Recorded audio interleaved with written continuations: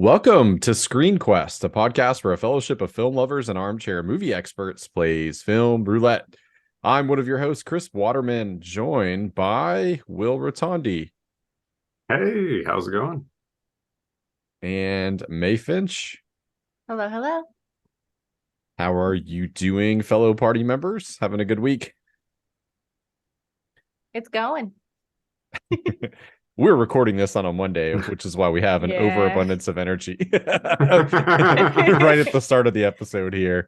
Normally, we don't record this on a Monday, but occasionally life gets in the way.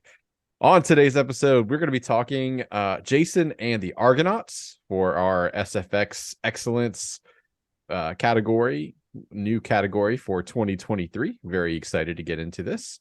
We will also be drawing a side quest. But first, May Finch has a little bit of relevant information on a cinema technique. So take it away, May. Yeah, so we're talking about Jason and the Argonauts because of a pretty pioneering effect that you can see in the background of Will's video if you're watching this on YouTube. But this guy named Ray Harryhausen, who you would know from a bunch of other films besides Jason and the Argonauts, like Clash of the Titans, for instance, devised a way to combine stop motion and live action footage called Dynamation. And the way it was done was pretty cool because previously stop motion was done on like a basically recreated model set. But what he did was use a backward projector onto his models and multiple panes of glass to layer a background recording and then a middle ground recording of the actual figurines. And then he had a third live action actor recording in the front. So those all layered together, and he used additional panes of glass to like soften the lighting on the puppets and try to make them look a bit more integrated with the footage. Is what produces our final magical effects of a several 100-foot tall Talos chasing after Jason and his merry crew. So it's really cool. I love stop motion in general just because it's an art form that is like so time consuming and detail oriented. And it was really cool that he found a way to incorporate it with live action footage. It's not perfect, but I would say it definitely like looks surprisingly good for the time and the resources available. Have you guys of course, I mean I know you've both seen this film before, but what other kind of like Dynamation have you seen? Maybe Clash of the Titans, and what's your kind of impression of it? yeah, pretty much all of his films for the most part, I think, with the exception of a couple, like any Harryhausen work, I'm obsessed again, as we established with the figurines I've started collecting behind me. Seventh Voyage of Sinbad's probably my personal favorite. In that one, there's the Cyclops and the dragon and a giant bird called the Rock. But yeah, I'm familiar with like all of his stuff, and I mean, it's worth like noting even into the 80s, and I think like, you know, early 90s, like this technique was considered the best for special effects.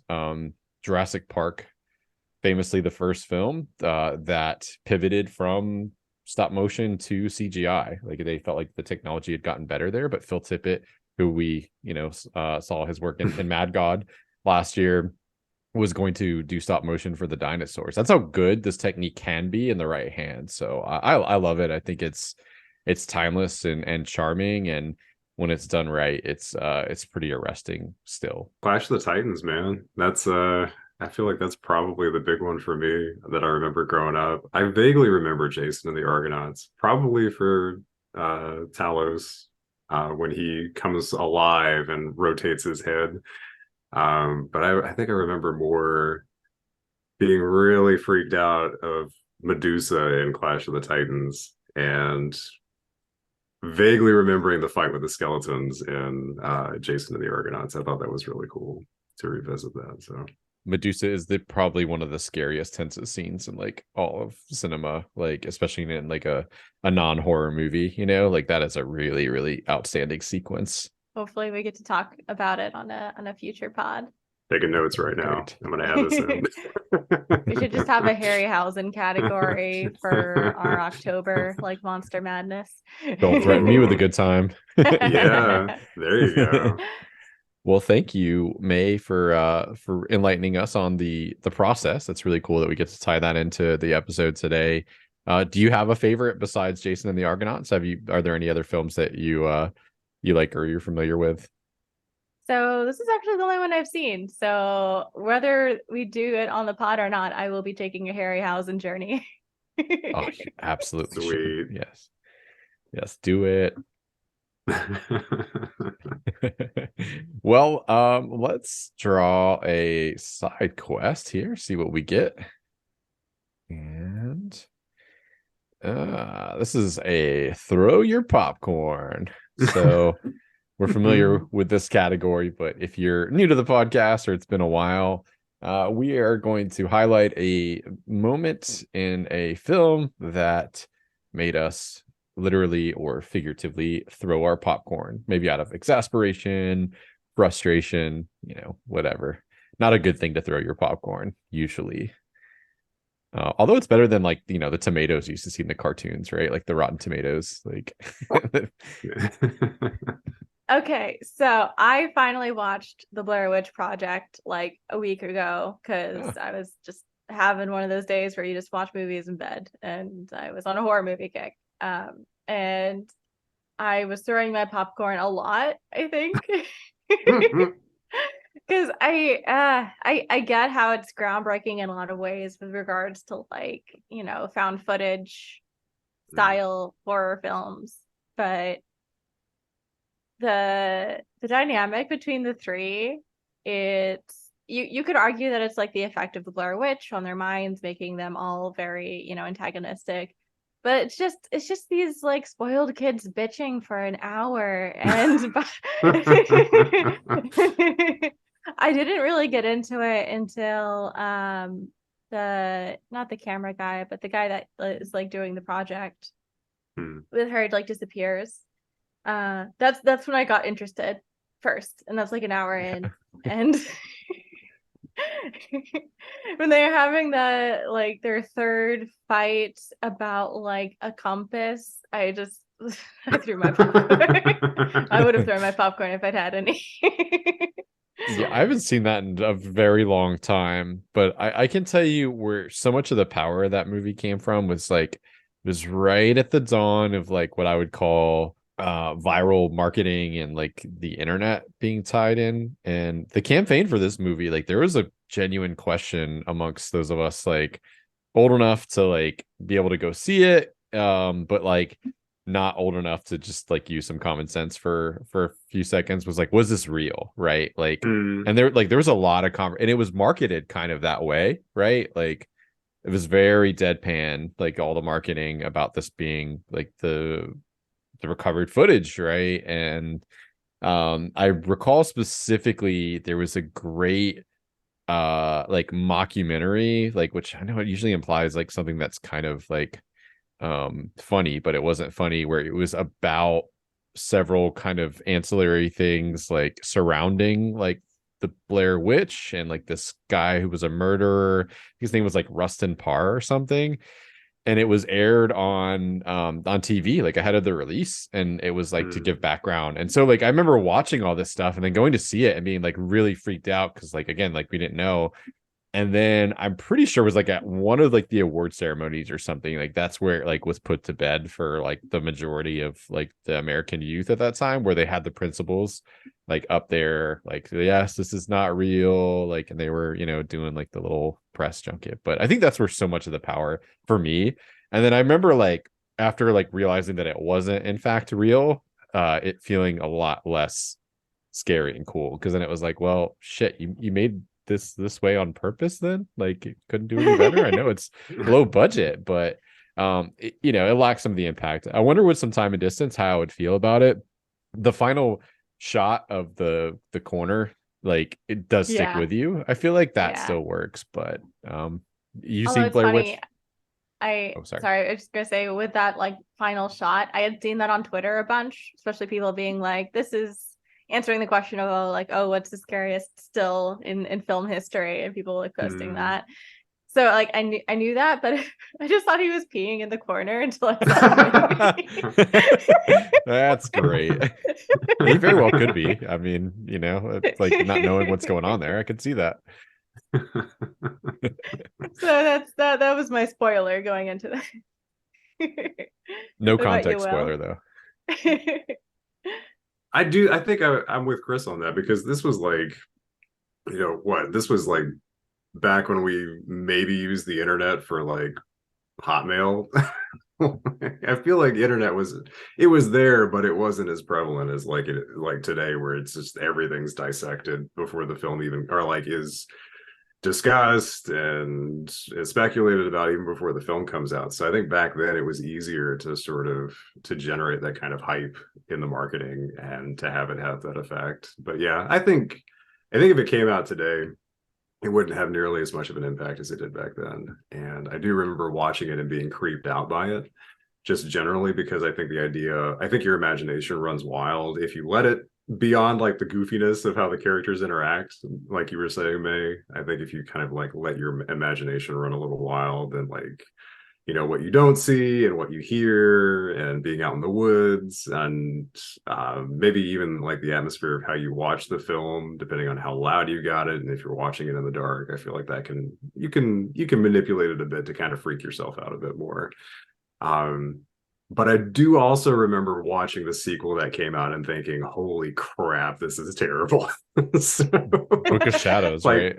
Yeah, where they're just like, Yeah. we're not even doing found footage anymore. We're just going to make this like a mainstream kind of horror flick. And I thought, yeah, no. So, but yeah, I think I definitely think the first one's really good in the sense that it, for what it contributed to the found footage sort of style that has been duplicated for better or worse in several films since then.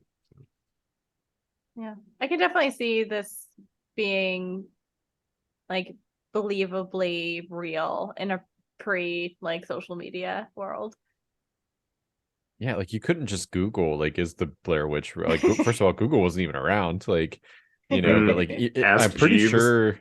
Yeah, like in like Yahoo search and AOL search, like, but if you put it in, usually like keywords are what you got, and like the keyword for this would just take you to the website, which would have all the marketing materials, which again played it very straight faced of like, hey, like, no, this is like a real thing that we're putting out there. Well, Great pick, I will find a time machine, go back to the 90s and watch it again.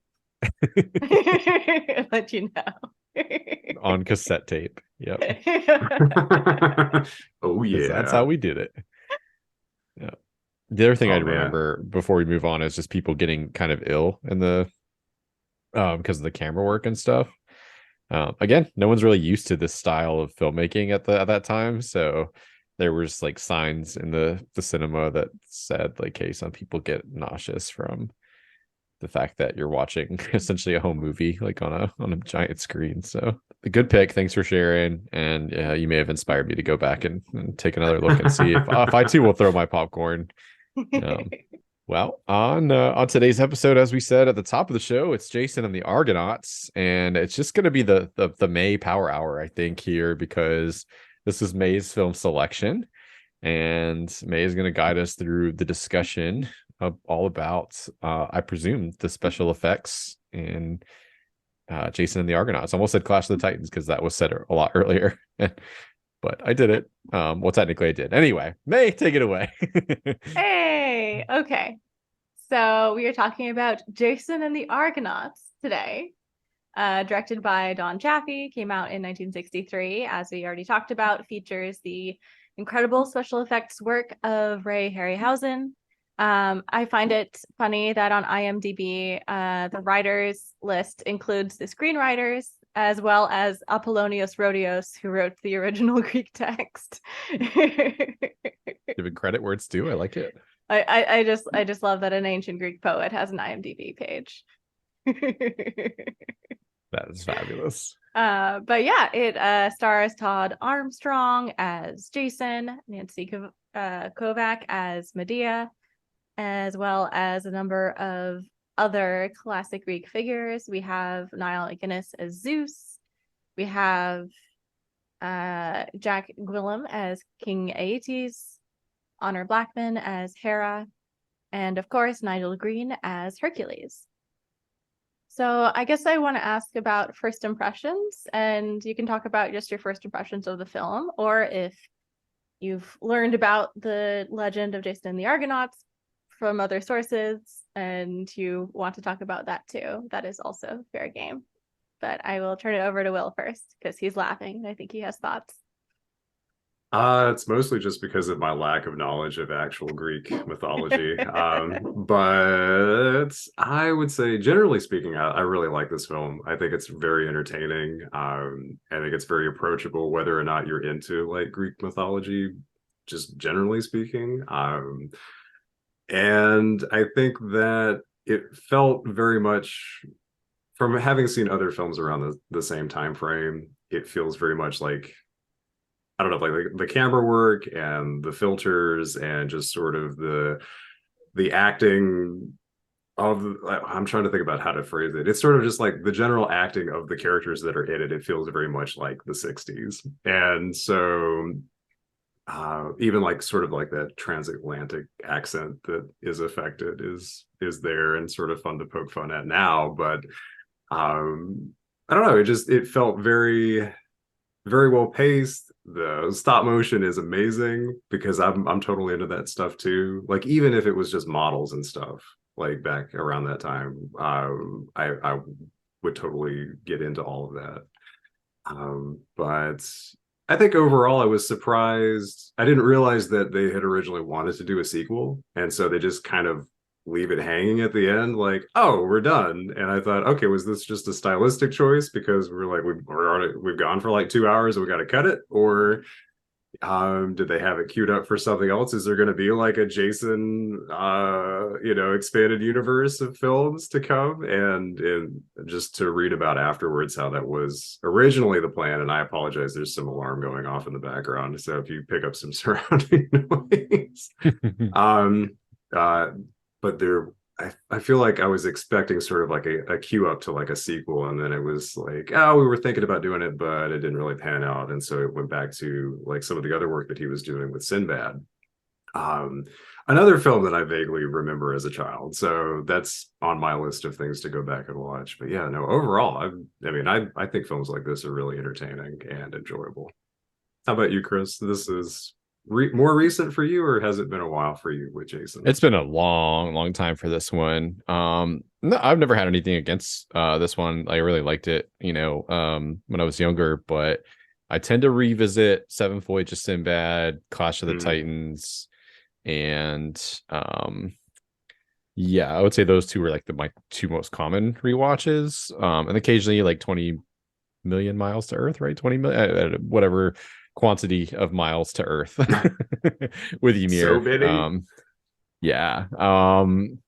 But yeah, I really enjoyed it. There's a lot of cool stuff that I picked up on and was able to kind of appreciate more like this time around. I think really like the budget and the commitment to like shooting this in like very exotic locales instead of on like a studio set for a lot of it was awesome. It really gave that like adventure-y feel, like you were on an adventure in an exotic place.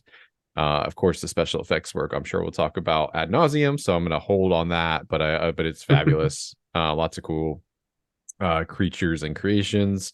The homoeroticism was something I obviously didn't pick up on probably as a young person. This movie is chock full of it, man. Like I loved it. Like there was just I was like some coded things there for people in the 60s. And I seem to remember that being like a thing with like some of the other like kind of brawny guy movies of this era as well. But I meant to do a little research around that, but that was great. Yeah, just overall it's fun. That's my main nitpick, honestly, is the ending. Just because like I'd forgotten, like in my mind, like there was going to be like a final confrontation between a guy, and I was like, shit, like how long is this thing? Like he's fighting the Hydra, and I feel like we're like really far into this, like, and then it is very much a like to be continued. Just is like, I'm not done with him yet. We'll pop back in a little bit and see what happened, and kind of a bummer that we didn't get more of it, but So that's my one nitpick with it, is that it does feel a little unsatisfying to like see the fruits of the journey, so to speak, like come to their logical conclusion, and see him like get his revenge, presumably. And I think that's about all I got. I don't know a whole lot about this particular myth. I do love Greek mythology, but this is a pretty big blind spot. If I'm not mistaken, I think there is one thing that stuck out. And doesn't Medea like do something terrible with her kids down the road? Like, or am I thinking of a different person? Like, doesn't she bake them into a pie or something? Okay, Eat it to 'em? so and Will, I would love to know if you know more about why they didn't make further movies, but my theory is that the like Hollywood romance between Jason and Medea turned south very quickly. Yeah. As first of all, there's a lot more drama after this in the original myth between King Aeetes and Jason and Medea. He like chases after them and tries to get the fleece back, and there's a lot of bargaining going on and trade deals and stuff trying to work things out, and it gets a bit dry. But even further down the line, basically Jason and Medea marry as part of one of those deals to keep Medea from being sacrificed. And they have kids, and then Jason falls in love with another woman, says, "We weren't actually married, that wasn't real," and leaves her. And Classic. Medea, I can't remember if there was other contributing factors, but she does kill her children. Yeah. So not the Hollywood romance that most people want to glorify. No, it's certainly not in the Hollywood Code era. Like, none of that would fly. So yeah, that's my theory on why they didn't continue. A sound theory. Yeah. I'd totally buy that. Just imagine some executive being like, "All right, so I only got as far into the story as we needed for this film. What's next on the agenda?" And then somebody just pitching it like elevator pitch style, and it'd be like, oh no, like I'd watch that movie, but no, we can't make it. Just a brutal episode of Pitch Storm, basically. Nice. But yeah, so that's what happens later with Jason and Medea. And there are some other exceptions to the original myth.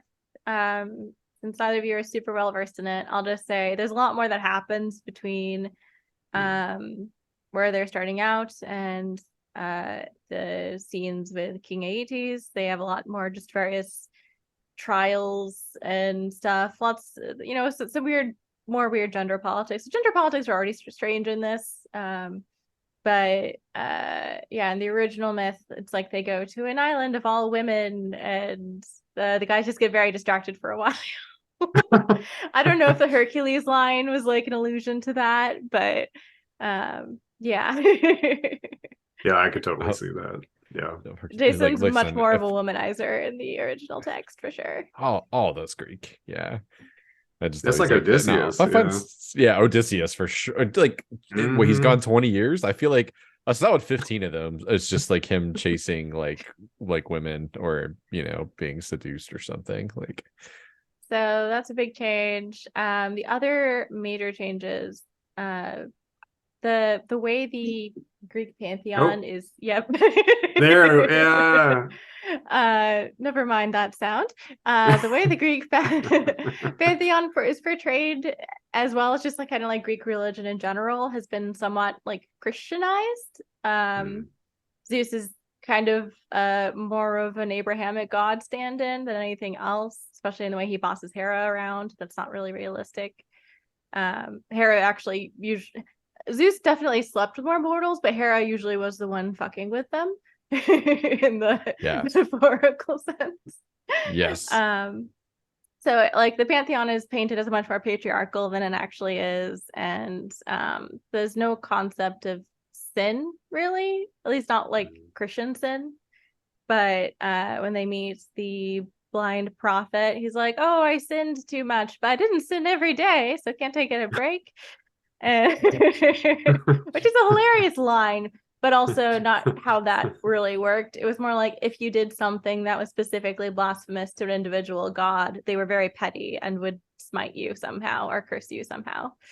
There was a lot more of a direct thread, but like in the portrayal of the gods in this and Clash of the Titans, like they're like, it looks like depictions of heaven, like the Christian heaven, way everyone's dressed and everything, how they interact and kind of look down, the little figurines.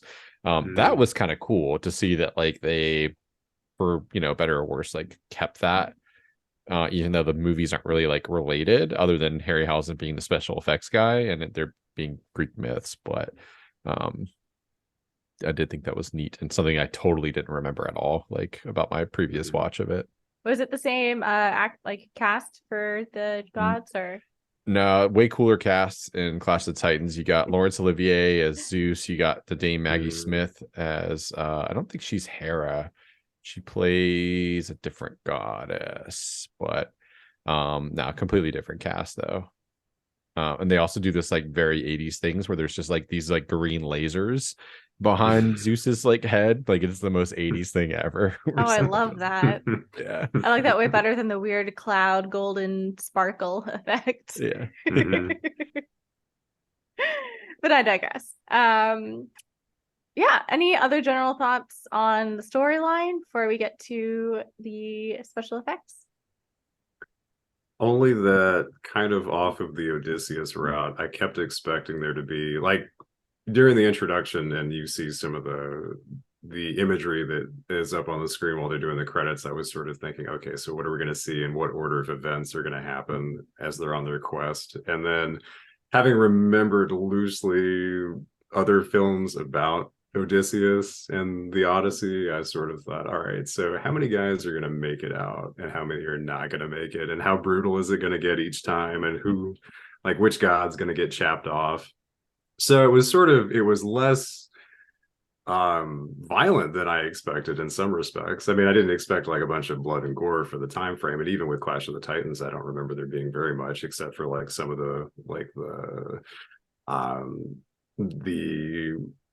claymation and all of that, and the violence that those creatures went through. But it was just sort of fun to kind of like guess like what's going to happen and who's going to bite it, and or maybe not, and how they're going to turn out at the end. And so yeah, I think that was, even though it was not always accurate, it was fun to kind of play that game watching this.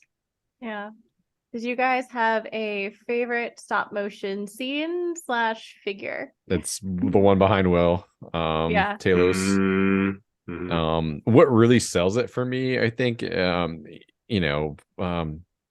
beyond just being a really great suspenseful sequence, is that attention to detail that you talked about. Like, it looks so good, like the aged bronze and the creaks as he moves, just everything about the design of that is so incredibly fucking cool and just a labor of love. But the sequence itself is great because like you realize, I know we were watching it because Marianne hadn't seen it. It looks like they're gonna get away at one point, and she's like, well, damn, he could have thrown his sword or like something, like that. They're just, and I was like, oh, he's not done. And you just like, you see how massive he really is because he walks around. It's just like a quick little jog around the coast, and then like he's just there like standing and posing over the ship. And yeah, I think it's a wonderful sequence, and just design in general, like it's amongst his very best in my opinion, because of that attention to detail and like how it's used within like the film itself. Yeah, when he turns his head, yeah, like the slow head turn, when you can guess from us, like sitting back and having watched so much, like you expect it, but like for back then, I bet that was awesome, just the reaction of everybody when you see that head turn. I gotta say the skeletons were amazing. Like that whole fight scene was how it was choreographed, and just the way that they made it look like those swords were connecting. And I think that was the best, to me, hands down. I think that was the best example of his work in that film, and just how quick the movements are. I mean, at first the skeletons do the slow walk, and it's sort of building up to it. You're like, okay, so maybe if you guys just move a little bit faster, you'll be all right. And then suddenly they just like, scream and charge. And I'm like, all right, here we go. And yeah, no, that whole sequence was awesome. That scream is brilliant too. I love like how like spooky it is. I don't know how else to explain it, but Mhm. I feel like, it's something you would hear in a cartoon, and I think that's what makes it so awesome. But yeah. I have to ask, with that like really slow, synchronized, like advance and retreat they have at the start, do you think that Troll 2 stole that stole that when the family's like slowly retreating? Hey, steal from the best, baby. Yeah. That's right. They filmed in Italy, right? So I'm sure the director of Troll 2 watched this when he was growing up, and it was like, yes. I have no doubt. I'm sure this is where Sam Raimi got all of his stuff too, like for Evil Dead. I'm Oh, most sure. definitely. Hands Yeah. down for sure. Yeah. Army of So Darkness, you see a lot of like there's like probably the most stop motion out of all those original movies. But mhm. yeah. I just wish that Troll 2 had used some stop motion. That would have helped instead of those masks. Imagine how bad it would have been though. It would just I been mean, Play-Doh. uh, Yeah. um, Amazing. I'm gonna have to agree with Will. I think the skeletons are my favorite stop motion, especially as a kid. Like Talos is cool, but when the skeletons came on, I would just like my jaw dropped. I was actually like a little intimidated by them. It was awesome. The choreography, I think, is what sells it too. Mhm. Although there is one part of it which like always annoys me when we get to there, where one of it's the second of Jason's companions to get killed by the skeletons. Mhm. And there's a point at which you can see the sword clearly go beside him. oh yeah. It like very obviously misses him, and he's like, oh.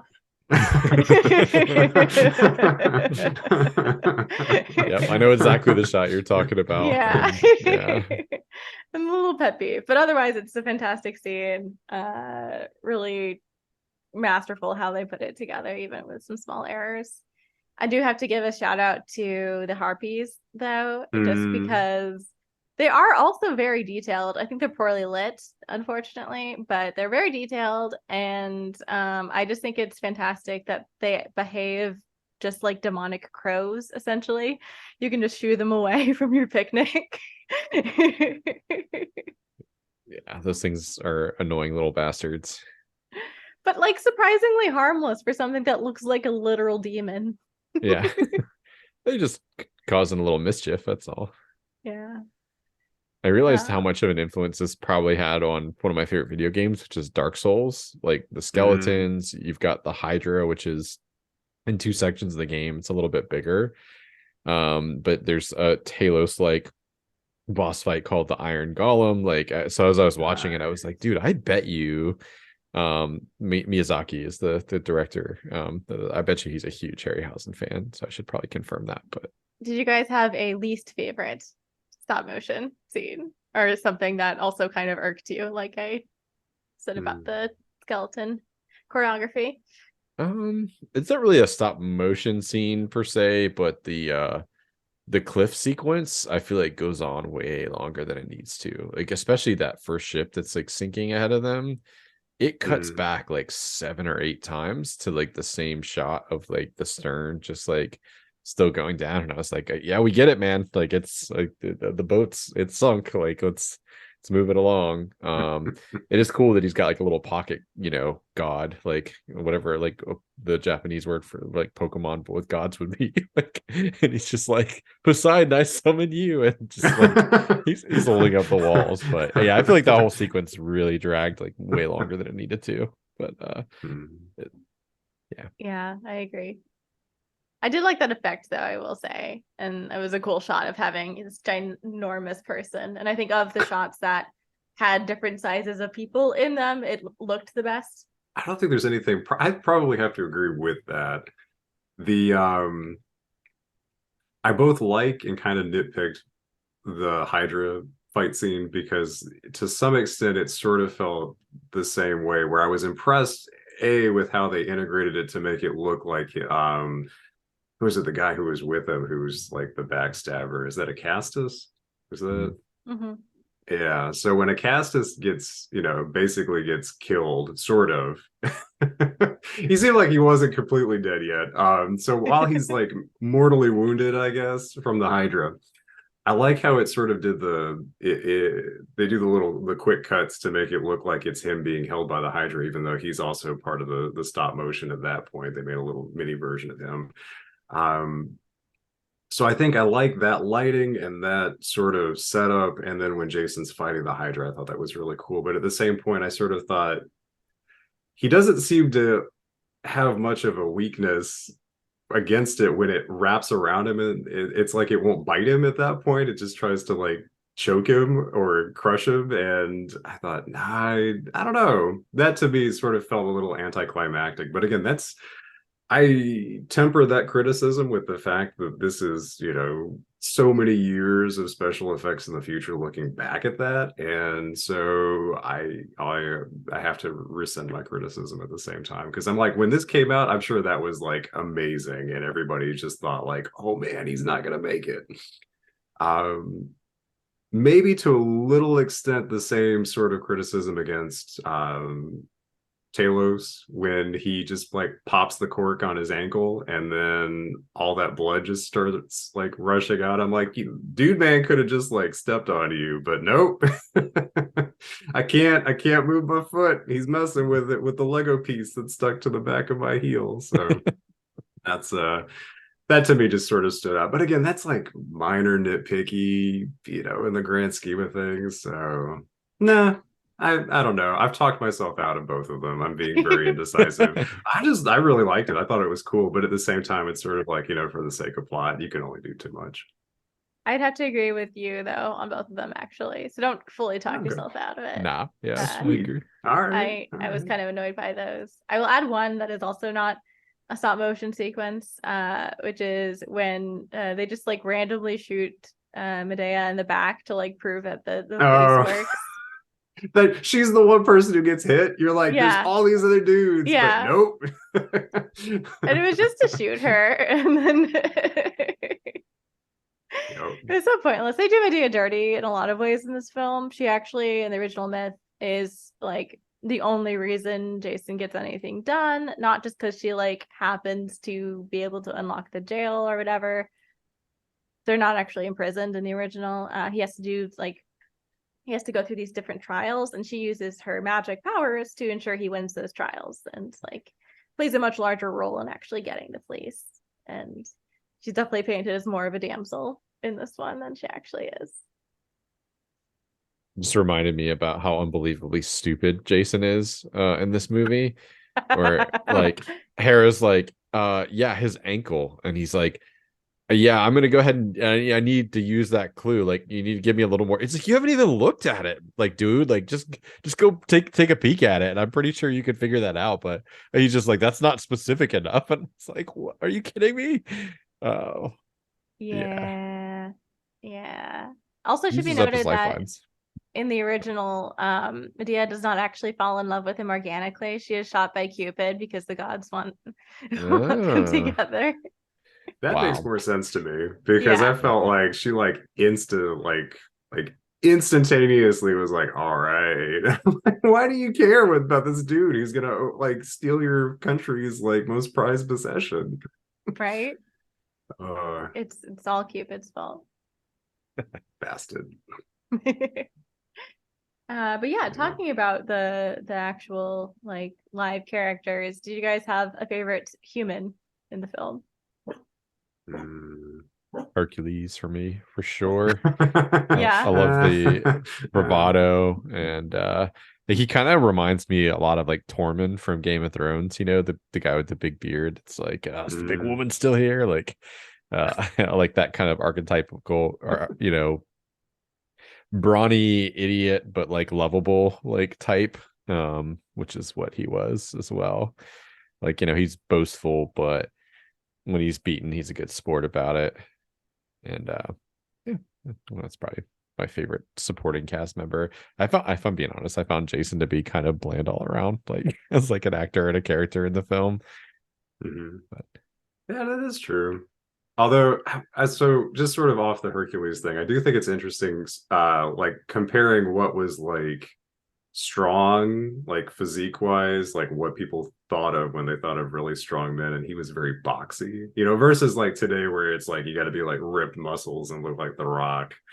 Back Yeah. then or like have like super abs, like everybody, like 300, even when 300 was like a big deal, and then that whole like, I guess, mentality of what men's health was supposed to be. But for like the 60s, it was like you're just boxy, you're just tall and boxy, and you might have some guns to work with for your shoulders, but There was some yeah, that shredded was fellows in the little Hot Boy Summer montage that they did of like the cast. Like there were some really shredded guys, but like they weren't like seen as like the strongest, oddly enough. Where I'm like, no, he's in better shape. Like he's in better yeah. shape. But clearly Hercules is here and must join our squad. Yeah, you just give him a beard and he's got a lot of like arm hair and shit. Like that must be manly. uh, I do like how he sort of just exited too. I know I'm not answering your question yet, May, but I like how he just sort of pieced out, where you're like, nope, he's got other adventures to go on. So nope, he's gone. All right, cool. Which actually is accurate Oh, Oh, yeah. of okay. all the things. You're like, He's upset about nice. Hylius and leaves. Yeah. All Yeah. right. Poor guy. But no, that's a great point. Well, and actually to go off of that briefly, I laughed when I saw like most people are in these like fairly simple robe outfits without any really structure to them. And you see Medea in her like dancing costume, and she has just an obvious corset and like hip pads on. Mm-hmm. Just like, come Yep. on. Oh. But yeah, no, the shifting like strength standards are interesting too, especially since like that's honestly the Hercules build is more accurate to your modern like strength oriented Olympian and what they would actually look like. All right, I still got to come up with a name, a character a live action character that was my favorite. You could just reject the premise of my question and say Talos again too. That's also valid. I could, or a skeleton. You have to say which skeleton though. You have to be very specific. The first one that popped out of the ground. The one that lost his head. He was good. I thought he gave a lot of interesting character development. I think just for the sake of the fact that I didn't understand necessarily why he was there, but I'm gonna go with Argos. Like, I know he was the one who built the boat, so he's kind of a big deal. It's named after him. They're, the Argonauts. But I was sort of surprised by why he came with them. So is there like in the actual mythology, is there like a specific reason, or was this just like, I don't know. I sort of found it strange that he would join the crew when they were looking for like really, and it's no offense to him and his physique, and his lack of clothes, but he didn't seem to be the one that I would have imagined with a spear and a sword going into battle. Yeah, I don't know if he actually went on it. Okay. I just Googled to see if I could find a quick answer, and I can't. So I don't know if that's accurate. It is interesting that it wasn't just Hera involved in like this journey. Athena and I think even Aphrodite actually were all trying to help them. Oh, And okay. so like the whole masthead thing with Hera is kind of funny because Athena's the one that actually is helping with the ship. Gotcha. Also kind So of they cursed. kind of condensed. I've changed my answer. My least favorite special effect is the Hera masthead. The eyes. Scary. Why is Jason just standing over there like the guy in Blair Witch, next to the masthead? He's not moving. Yeah, I think I would I would have like pieced off. I would have yeeted myself off the ship if I saw that big giant baby head come to life and be like,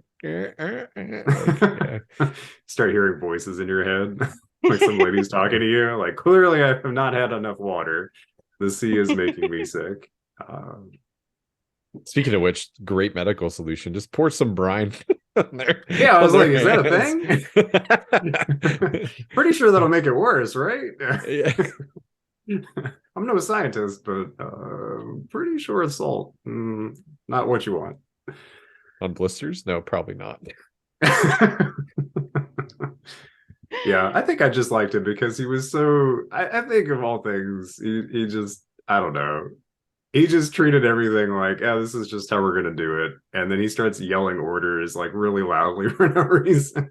Like I feel like he would give their position away so bad if it was in real life. Like he's just yelling things, and then he runs out to find Jason at the end when they think that they hear the other, the other folks coming to attack him. And I thought, yeah, he is not subtle. I don't know why, but he is so just goofy, and yet. You know what? He made the boat, so got to give credit where credit's due. Now he repaired the boat apparently because that boat got its ass kicked when Maybe that's why they brought him buy with along for like Talos. it's for on fly repairs. Yeah. Right. Plot device like how when this boat gets destroyed, how are they going to fix it really well? Oh yeah. Yep. Exactly. I think that's a great answer. I'm gonna pick two. One is the human and one is the god, so that's how I'm justifying it.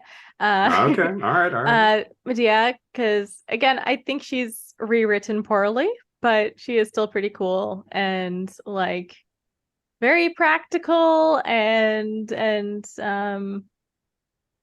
faithful. Despite there being no reason for her to be. But I think that like real winner for me is Hermes, because that guy is just the chillest of the gods. He knows he has to do the whole messenger shtick, and he does that, but he clearly does not like the guy whose court he has to like sit in and advise. And I don't think he like cares too much about the gods either. He doesn't have an ego like they do when Jason like challenges the god's existence. He's just kind of like, huh, that's interesting. Can I show you something? It's got a sweet helmet too. Yeah. Yeah. Yeah. So for shout out to Hermes for being the least shitty god. It occurred to me that one of my favorite like gods in actual Greek mythology is like severely underrepresented, I feel like, in almost all films, and that's Apollo. Like you just don't see Apollo like much in any of the like depictions, and I wonder why that is. Like Apollo's awesome. He's literally like the sun, or well, he drives the sun around, but just Yeah, in the still. chariot, right? Yeah.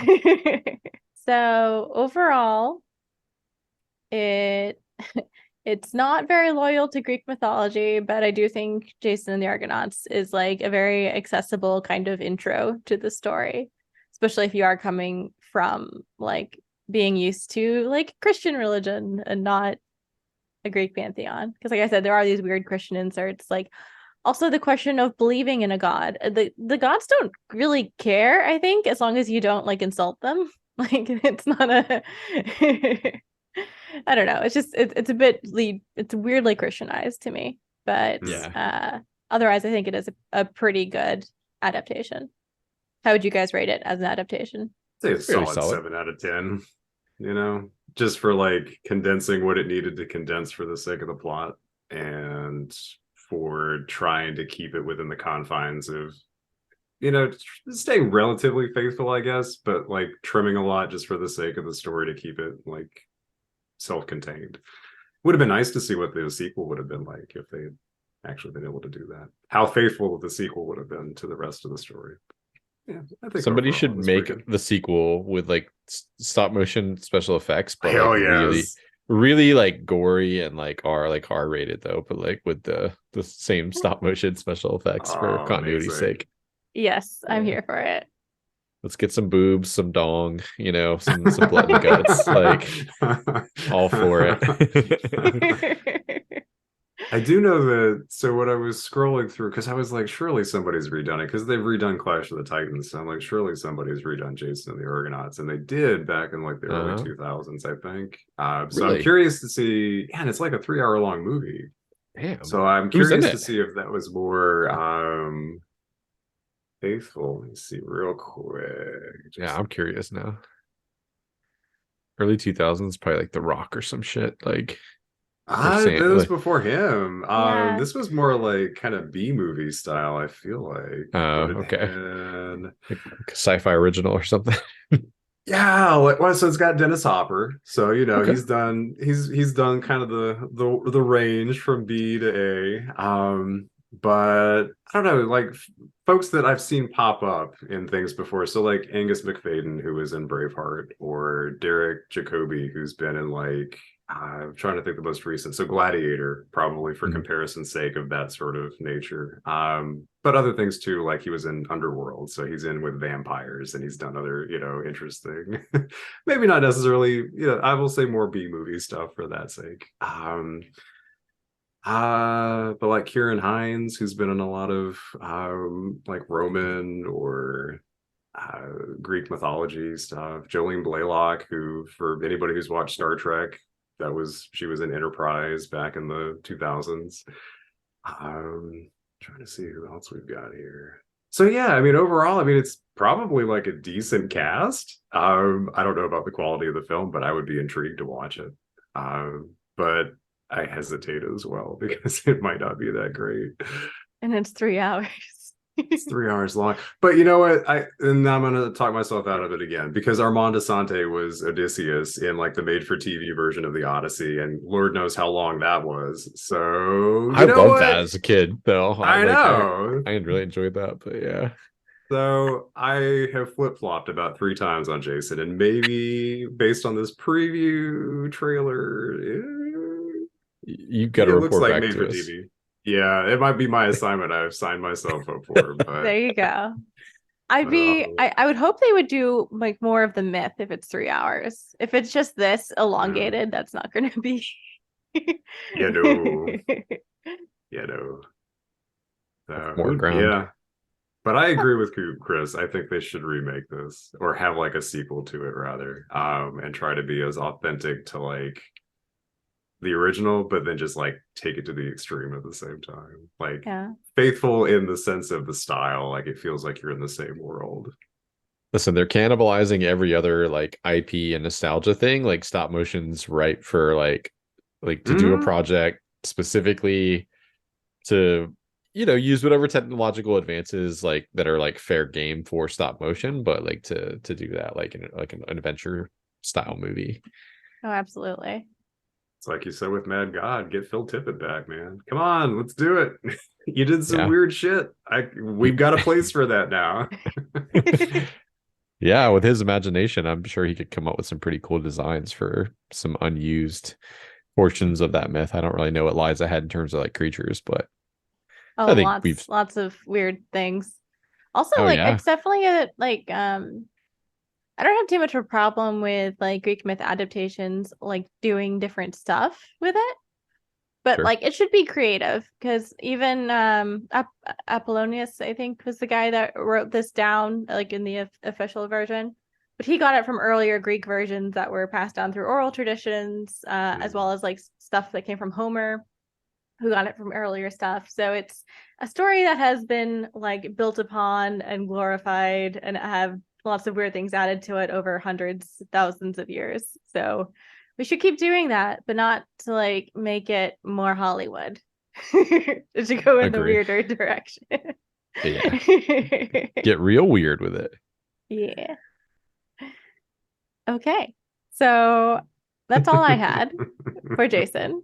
Yeah, I think it's perfect.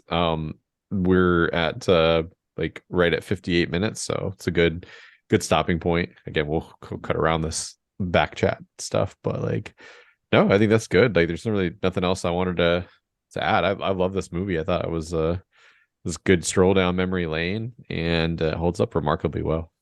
Yeah. Well, thank you for indulging my nerdy instincts. Oh, anytime when Dude, it comes to Harryhausen.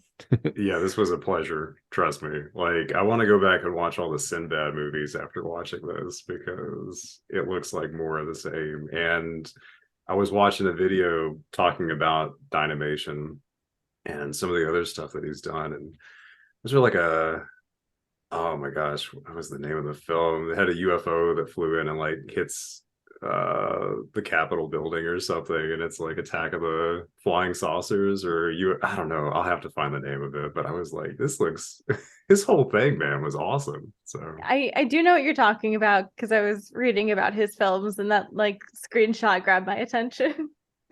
yeah. There's a really good documentary about Harryhausen called, I think it's like the Films of Harryhausen or Life of Harryhausen, that came out in the, like, I don't know, like mid early aughts, something somewhere around there. And it's got a lot of really great people like Spielberg and Del Toro and all these filmmakers that were influenced by him. And if it's a documentary I'm thinking about, they actually get to go to his home at one point, and his family has like all of his models and stuff sort of boxed up, and his old kilns where he would like bake this, and like they talk about the process, and there's all these great photos, and you can kind of see.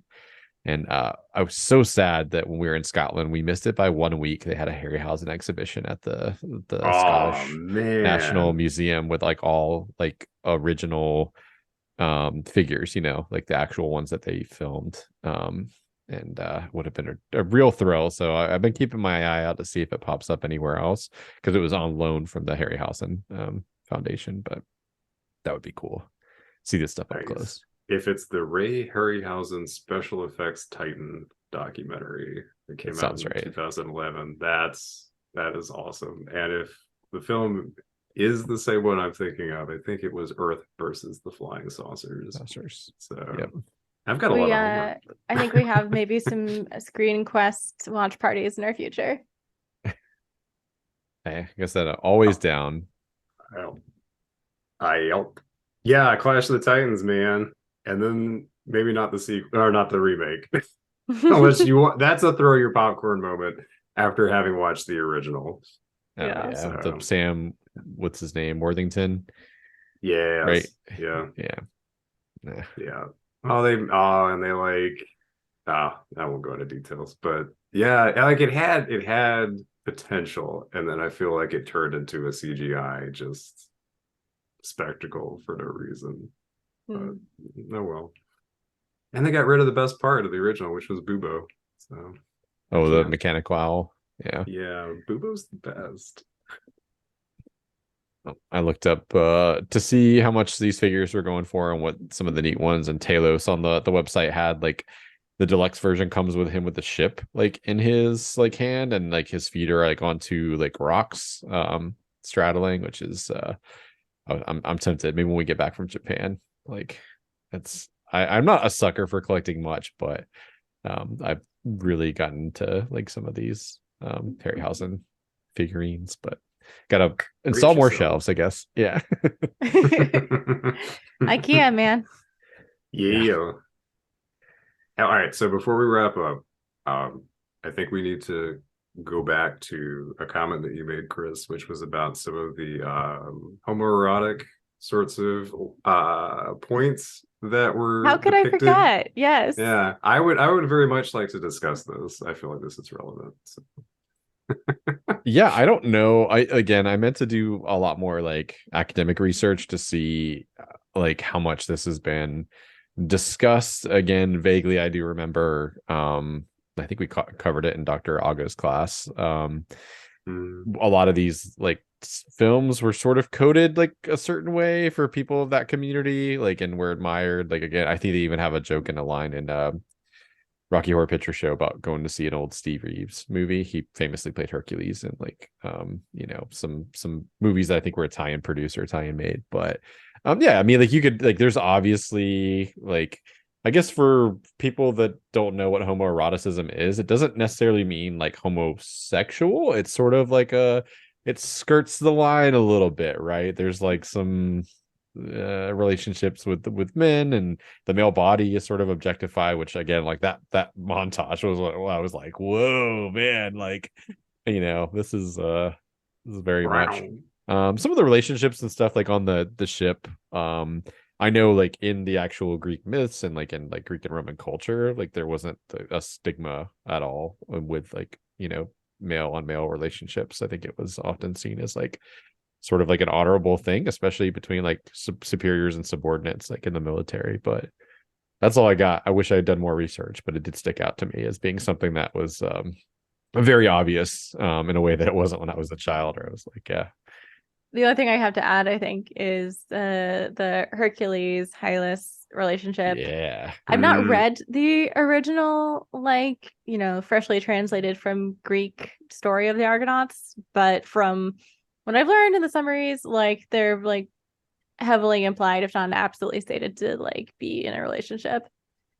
And that, like you said, is common between older and younger men in Greece. Now Got I that feel really impression. bad that he got like crushed by Yeah. Talos. I'm like, no. That's why Hercules took it so hard. Yeah, he had to go into mourning. Yeah, that was a throw your popcorn movie. Your spear. I'm like the 20 other spears that are probably on the damn boat. Like, Just was it a leave special it. It's what he spear? wants back. Yeah, I missed something clearly, but yeah. It's like such a sweet little gesture too, and then you just get. All right. Well, Somebody how? not mentioned to I'm sorry, I just wanted to throw it out there too. Like, did no one tell Jason that the rule is like 6 inches above the knee for what you can wear? Like anything else is a little Oh, too high, my man. Like be careful when you like move around. Yeah, No, you certainly want to I be kid. if you're going to be praying at all, you gotta get very delicate movements. Oh man, sorry, I just had to throw that in there. That was the one thing that I thought was pretty funny. My wife actually pointed it out. Sorry, there is now a plane flying overhead. I feel like if there's a Foley artist, they can do some stuff about what goes on in the background when we try to record every time. But yeah, my wife she noticed that. I thought that was funny. It's like, damn, that's really high up there, buddy. Yeah, those outfits in general are all pretty golden for a variety of reasons. And speaking of like the male gaze and the objectification of the male body, I love Argos's like like where he's just like in repose the back of the ship, like no shirt on. I was like, Yep. you get it, man. I love it. He's out there catching some rays. Love it. Okay, I promise that's all I got. But Are you thank sure? I you don't for want to deprive you. Well, no.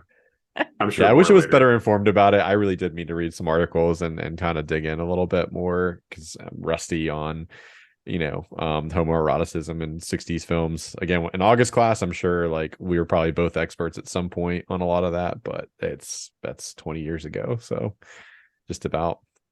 We're old. We are. Well, let's clear our brains and cleanse our palates with a little bit of 6 degrees of Kevin Bacon, shall we?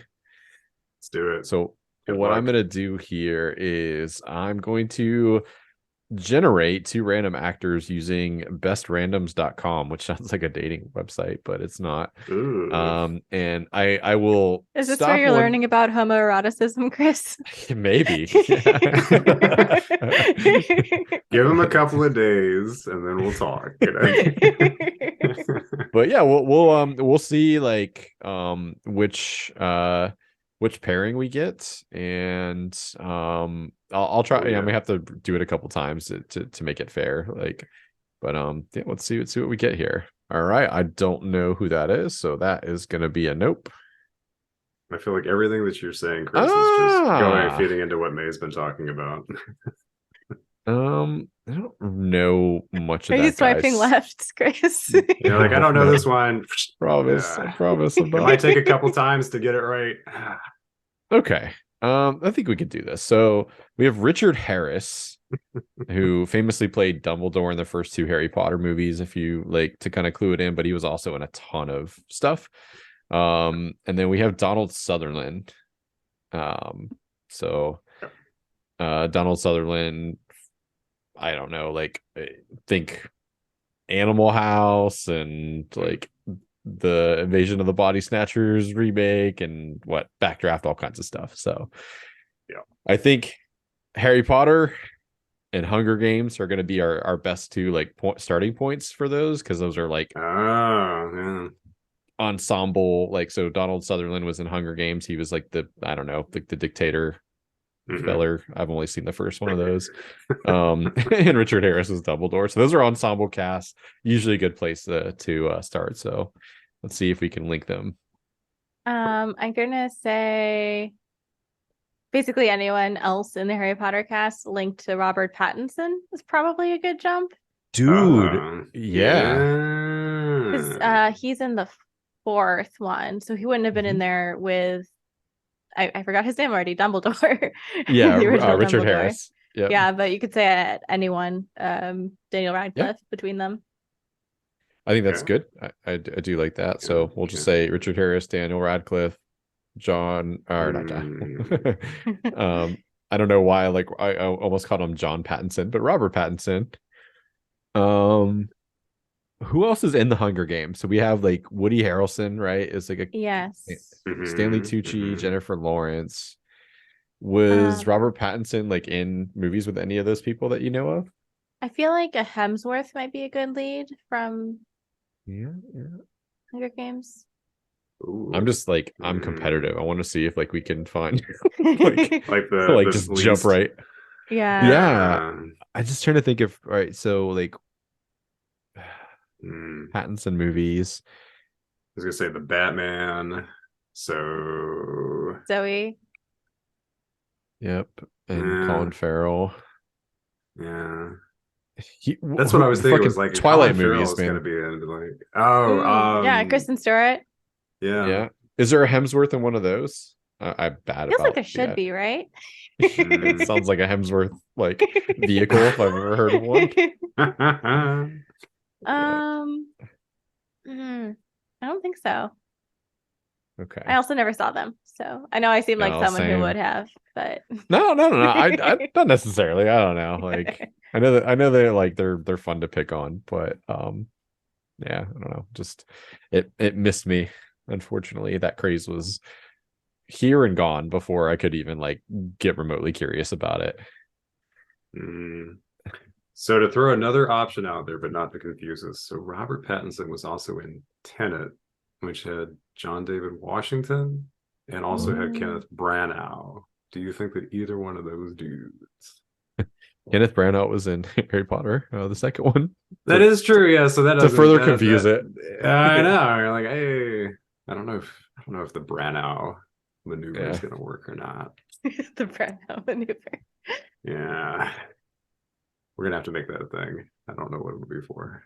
But... I feel like Stanley Tucci and like Pattinson, like or Woody Harrelson. Oh, no, that's the wrong guy. I was gonna. Well, so okay, so I know Woody Harrelson's in Zombieland with who's the Kiki guy, Jesse Eisenberg. Yeah, and he is in Twilight with Kristen's he's in Adventureland with Kristen Stewart, who's in Twilight with Pattinson. So that is a connection formed there. Oh, okay, there you go. But how many steps is that? Yeah. Do we do it in 6? Okay, so Harris to Radcliffe, Radcliffe to Pattinson, Pattinson to Stewart, Stewart to Eisenberg, Eisenberg to Harrelson, and then Harrelson to who was our final person? Oh, Sutherland. So that's 6. That's not the cleanest. Yeah, that's not the cleanest, but we got there. Though, it was nice. Awesome. Yes. Made it. That's a tough one. A record compared to what we did the last time. So right. That's a very tough one. Ahead. Yeah. All right. Yeah. For funsies, I might see if I can brainstorm and I'll throw it in our messenger chat if I can do better. But hey, we did it in 6. We could keep going. I'm just saying. Nah, that's true. Just cut it and just be like, this was just extra. Yeah. Instantaneous. Yeah. Make this a YouTube short. Yeah. Nice. Yeah. Some of the actors that were pulling up, I'm like, I have no idea who that was. So I hit that generate button a couple times because I was like, good. And then there was another one who, like, the guy that was the janitor in Contagion that we just watched that has the son, and I was like, I know him from that movie and Deadwood, but nothing else. I was like, well, like we could use that because like Contagion is an ensemble movie, but I feel like that would have been kind of hard mode a little bit. But yeah, we gotta work our way up. Yeah, for sure. It's like a muscle, right? You gotta work it out. I was trying to think of a No Country for Old Men connection. Oh, there is a great version of this, by the way. If you like your daily puzzle games, there is a one that somebody at Keg showed me where you literally can do this. Like it uses IMDb as sort of the backbone of it. And like it's nice because it shows you who's in movies as you pick the movie. So you can kind of navigate it. It gives you a little help, in other words. Like you don't have to have an encyclopedic knowledge of like the cast, and you can try to like the goal is like to make the connection, but to try to do it in the least amount of moves as possible, right? Which is the hard mode that I was trying to do for us. So I'll look it up and I'll put it in the like somewhere over there. Yeah, we'll stick it right over there. So our audience members can play along. It's a really good daily. I don't do it every day, but it is a good little daily thing to kill some time on occasion. It's your daily meditation. Kind of, yeah. You know me, I love movies, so yep, that and framed.wtf, which is like the screenshot one. I love doing that. All right, well, hey, let's figure out what we're watching next week, shall we? Yes, please. Oops, I almost didn't switch to our other view, and then I would have been accused of cheating for sure after May has planted that conspiracy theory with everybody last episode. Hey, as far as conspiracy theories go, at least it's harmless to everyone but you. Yeah. All the hate mail that I'm getting. It's like, oh, we have like 10 new suggestions for the Google Forms. It's like, get fucked, Chris, cheater. They're all from me. No, I'm kidding. All right. So we have the Role of a Lifetime, and I have to zoom way in because like this has a red background, the number's back. And it is, I believe, going to be a May pick based on the number, but hold please. It is. And I'm really excited. I haven't seen this in ages, and Marianne's been dying to watch it. American Psycho. So Christian Bale in American Psycho is going to be our next film and next category. Role of a Lifetime. So it's a category designed to pick a standout role in an actor's career. Possibly their best, but not necessarily could be a standout role. So we'll be specifically talking next week about Christian Bale and American Psycho. Who here has seen this? I have. It's been a while, but I have. Yeah. I don't normally do this. I won't get into specifics, but for May and our audience members, I would suggest looking at the Does the Dog Die? There is lots and lots of stuff in this movie that might trigger you if you are have any sort of sensitive tummies about violence and a number of things. It's not as bad as the book. The book is way worse, but it does push the envelope pretty heavily when it comes to violence. So just FYI, there's your disclaimer. I'll leave it up to you to look it up. This was just the charming story of Christian Bale pursuing the American dream and learning about Huey Lewis and the News and some great music and just having a nice time talking about it. Yeah, it is wicked. It is a wickedly funny movie. And in a way, it's about the American dream, but the inspiration was actually the death of the American dream and yuppie culture, and it's really just a big takedown of like,